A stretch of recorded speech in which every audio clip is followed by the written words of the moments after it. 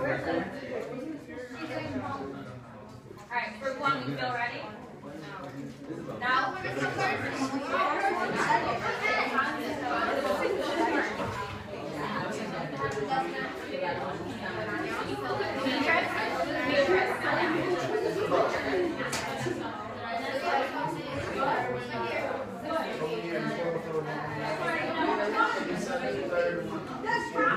can you work without?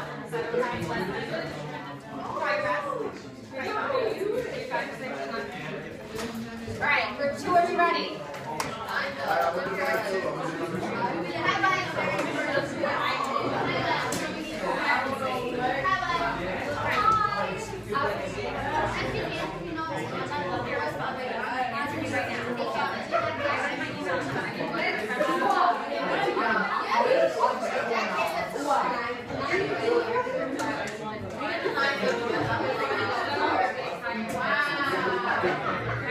Alright, I think it's ready.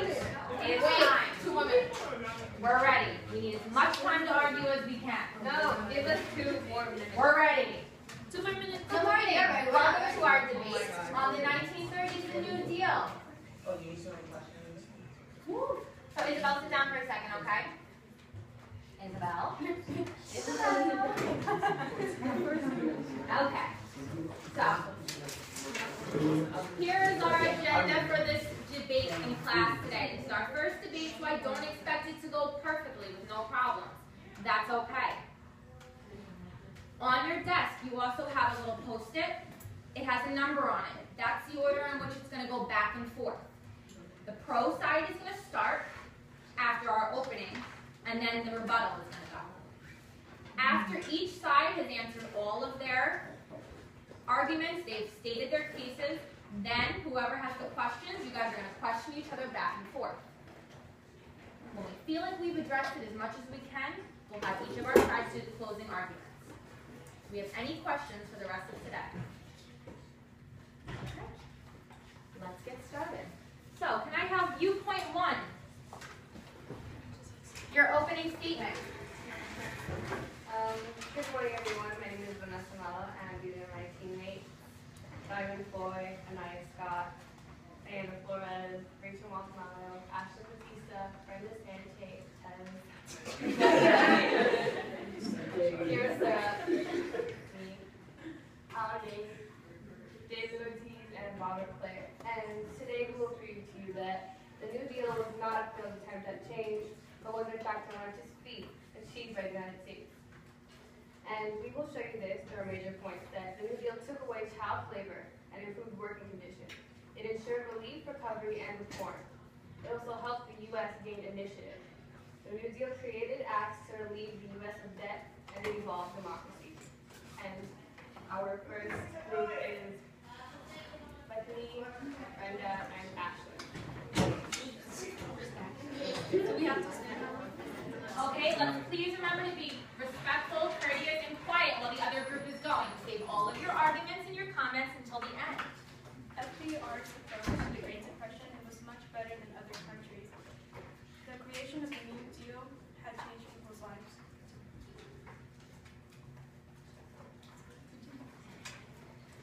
Basically, in times of hardships, the ideas of democracy are put to the test. And during the New Deal, Congress and the President collaborated and worked together in such a way to help the people as a representative government. The way, like John Locke and Montesquieu outlined democracy to be, which were like the ideas that this country was founded on. In the passage, Alan compares the Great Depression with other countries, and he noticed that the United States took a better approach to the Great Depression because FDR created the New Deal, and like Brenda said, it helped people's lives change, and stock markets became functioning again. Okay? Strong argument on the side of viewpoint 1. Are you ready for your rebuttal? Okay. Group number 2, so Roosevelt radicalism. Please state your case. All right. So basically, when President Roosevelt took office in 1933, he tried to stabilize the economy by providing jobs and relief to those in need. But however, he considered this to be a radical.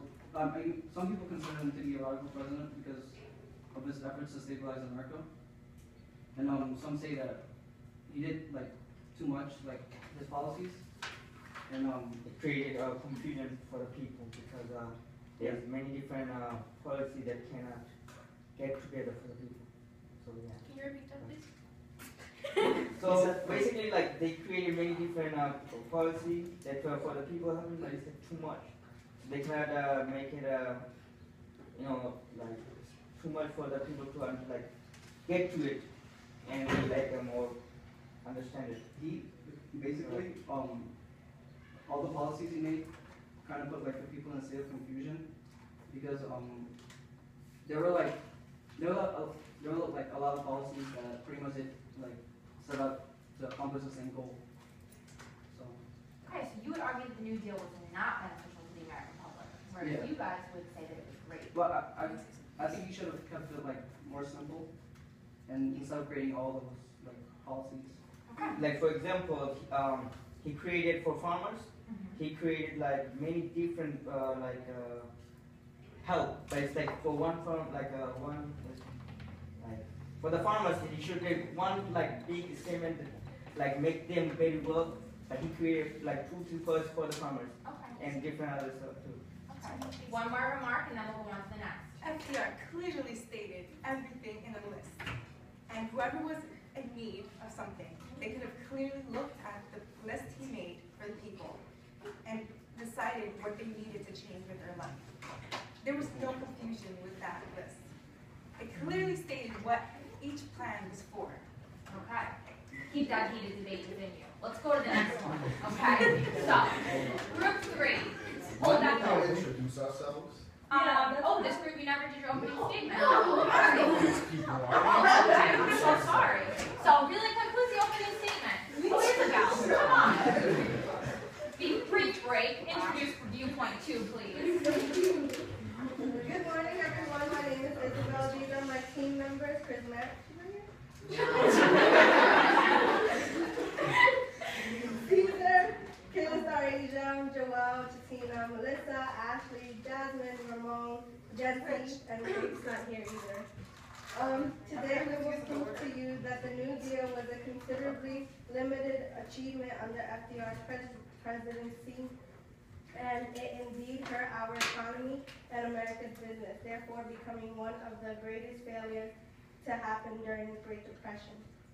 Some factors that we will discuss in order to show this is through arguing the major points that Roosevelt's radicalism that Joelle and Ramon presented, the forgotten land, Jasmine, Melissa, and Jency will present that, exploitation of workers, Kayla, Ashley, and Chris Mary will present that, and No New Frontiers, Caesar and Chatina will present that. Thank you so much, Isabel. You're welcome.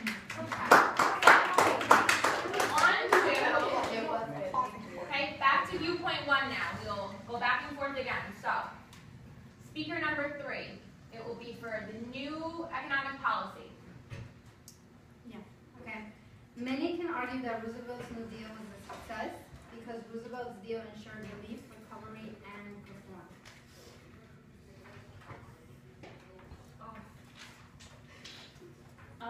FDR says, his quote is, it is common sense to take a method and try it. If it fails, admit it frankly and try another, but above all, try something. So he had like a try something philosophy, which if something didn't work out, he would find another possible way to help the people.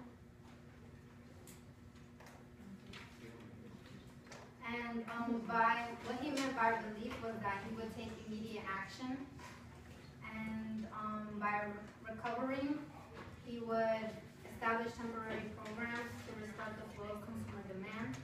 And with reform, he created permanent programs to avoid another depression and ensure citizens against economic disasters. measure that he took was he revived the confidence in the economy by the bank holiday,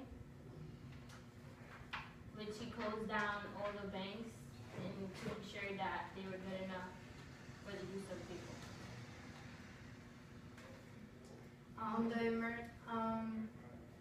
The Emergency Banking Account Act, basically regained people's trust and it allowed banks to make loans to stimulate the economy.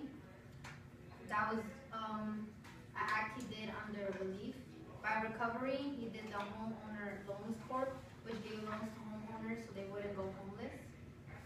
And under reform, he created the Social Security Administration, which led to a national system of old age pensions and unemployment compensation, granted financial support to dependent children, the handicapped, and the blind. And several New Deal programs are still remain active today, such as Social Security and the Tennessee Valley Authority. So yeah, he really helped the people.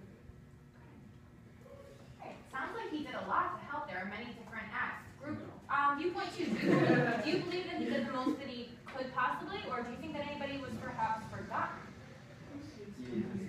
Do tell. Our passage was Forgotten Man, but that passage came from a book written by Emily Shell, and the name Forgotten Man came when FDR did his radio chat. He would always talk about the Forgotten Man at the bottom of the economic pyramid. The Forgotten Man were the people politically ignored, and FDR directed the New Deal towards them. The poor people that FDR directed the New Deal to them, they did benefit from it, but also it created another forgotten man, which were the taxpayers. If FDR really did love the people, as you guys do say, he would have tried to help these people that were forgotten. So the New Deal may have worked for some people, but what about the Forgotten Man? Forgotten Man was like a group of people generalized that were excluded from the New Deal. Maybe not as intentional as seen, but they were forgotten. The Forgotten Man carried the burden of escalating taxes that continued to increase during the Great Depression. So how was that supposed to help the people that FDR loved so very dearly? Okay, also, he did create a lot of programs that did help the people, but there were also a lot of cons to it. Like the CWA. They spent $200 million a month for the people, but if the government was in debt, where did all the money come from? And they also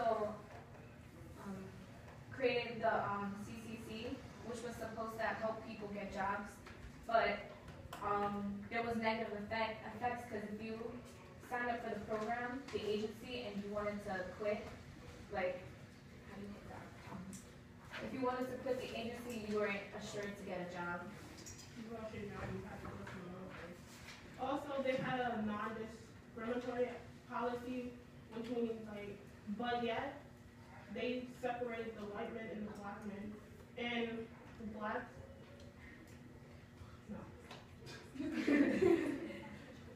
And blacks, they gave white men more jobs than they did black people, this is why they didn't really help this out. Also, it was 3 million men participated in the CCC, and 10% of them were black. And the houses that you guys mentioned to keep people off the streets and keep them from being homeless, only 25,000 houses were built.